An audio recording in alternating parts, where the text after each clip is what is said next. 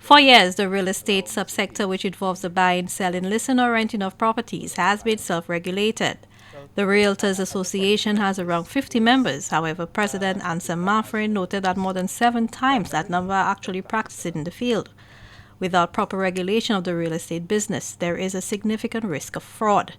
The association welcomes the Real Estate Brokers and Agents Bill of 2024, which aims to establish licensing for real estate brokers and agents to regulate and oversee the practice of real estate transactions. We have more than 365 practicing realtors, more than one for every day of the year. And that has led to a number of issues of accusations of fraud, lost deposits, misrepresentation, both in the sales aspect as well as the rental aspect.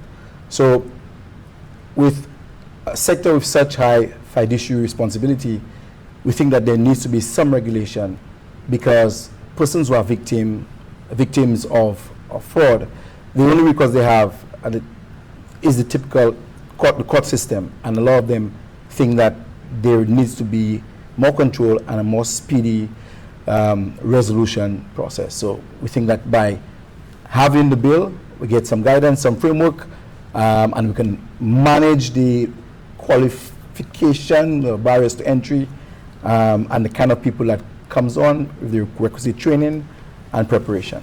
The bill recently went through its first reading in Parliament. The Commerce Minister emphasized the importance of having further public discussion of the proposed legislation to ensure the public are well informed about its objectives and implications. Based on the issue where we have hundreds of persons in the industry that has not been regulated, how do we get them in? How do we get their attention to say, look, this is not about keeping you out, this is about bringing you in within a structure, so you understand that this is what government is putting in place to protect you, to protect the consumer, to protect persons who own properties, so they know what you ought to do, how you ought to provide a service.